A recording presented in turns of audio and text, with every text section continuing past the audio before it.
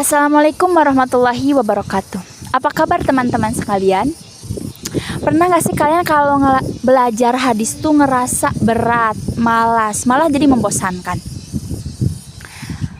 Padahal di dalam hadis itu terdapat sebuah nilai ataupun hikmah yang bisa kita manfaatkan dalam sehari-hari. Nah, di video ini aku mau ngenalin satu teknik pembelajaran hadis yang menyenangkan juga menarik, yaitu teknik storytelling. Apa sih storytelling itu? Storytelling atau bercerita adalah menyampaikan sebuah pesan melalui cerita.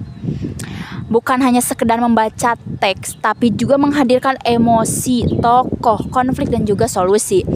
Memanfaatkan teknik storytelling dalam pembelajaran hadis menjadi satu strategi yang sangat efektif untuk menghidupkan suasana kelas dan juga membuat materi lebih mudah dipahami dan juga diingat, sehingga bisa menumbuhkan rasa cinta kita kepada Rasulullah SAW dan para sahabat.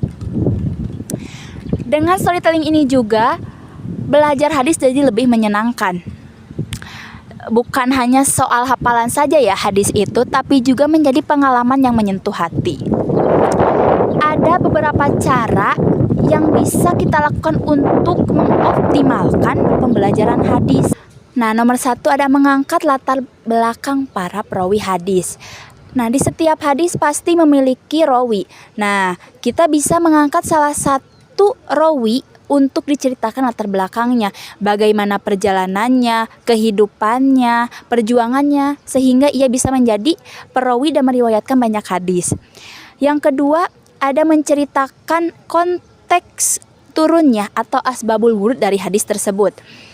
Nah, karena hadis pasti memiliki latar belakang, kita bisa menceritakan gimana sih turunnya hadis tersebut, apa sih alasan hadis tersebut turun, sehingga kita bisa mengetahui siapa saja tokoh yang terlibat dalam hadis tersebut, bagaimana situasinya, bagaimana kejadiannya. Nomor 3, ada menggunakan teknik drama atau role play. Di sini guru mengkonsep para siswa untuk memerankan tokoh ataupun perawi yang terlibat dalam hadis tersebut. Nah, nomor keempat, ada menyisipkan nilai moral dalam cerita. Ketika guru tersebut menjelaskan isi hadis atau bercerita tentang hadis tersebut, guru tersebut bisa menyisipkan nilai moral yang bisa diamalkan oleh para siswa.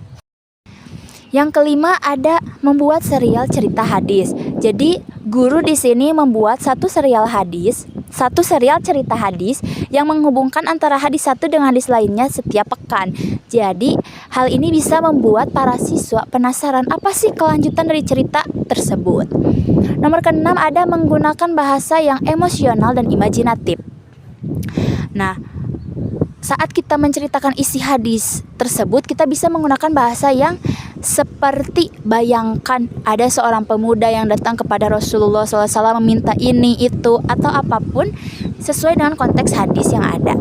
Kemudian ketujuh, libatkan pengalaman pribadi atau masalah kekinian. Jadi kita bisa menghubungkan hadis tersebut dengan pengalaman pribadi yang guru itu telah alami atau masalah kekinian yang sedang terjadi.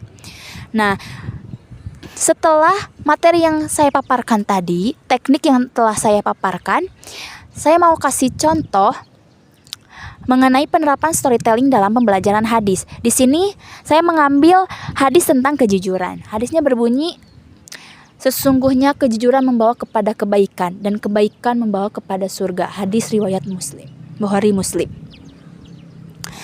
Nah, sebelum membahas kepada cerita hadis tersebut, aku mau bertanya, pernah gak sih kalian kalau mau berkata jujur tuh suka takut dimarahin atau takut dijauhin sama orang lain?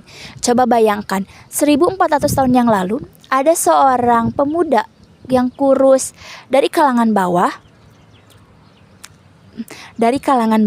yang bernama Abdullah bin Mas'ud. Dia hanyalah seorang pengembala kambing. Ia bukan siapa-siapa dan juga ia tidak punya kekuatan apa-apa.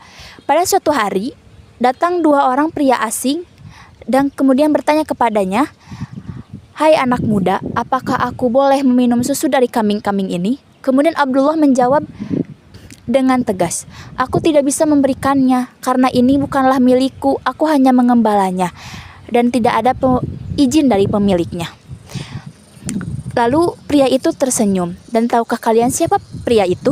Pria itu adalah Nabi Muhammad SAW. Dan sejak saat itulah kejujuran Abdullah menjadi salah satu pertemuan yang sangat istimewa antara ia dengan Nabi Muhammad SAW. Karena kejujurannya tersebut, ia menjadi salah satu sahabat yang dekat dan juga dipercaya oleh Nabi Muhammad SAW. Nah, pelajaran yang bisa kita ambil dari hadis ini adalah bahwasannya kejujuran tidak berlaku bagi orang yang besar aja. Jadi kita tidak harus menunggu menjadi orang yang besar, orang yang berpengaruh, tapi kita bisa mengamalkan kejujuran dari sejak saat ini.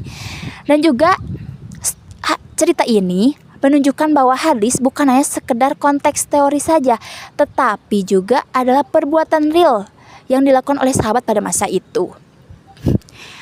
Jadi teman-teman, teknik storytelling ini selain menghidupkan suasana belajar di kelas, juga membuat kita menjadi lebih tahu, menjadi lebih tahu apa sih yang terjadi saat itu, apa sih isi dari hadis itu dengan lewat cerita itu. Nah, mau belajar hadis dengan cara yang lebih menyenangkan, mulai saja dengan satu cerita, karena dengan satu cerita bisa tumbuh 1000 hikmah. Cukup sekian dari saya. Semoga bermanfaat dan menginspirasi. Wassalamualaikum warahmatullahi wabarakatuh.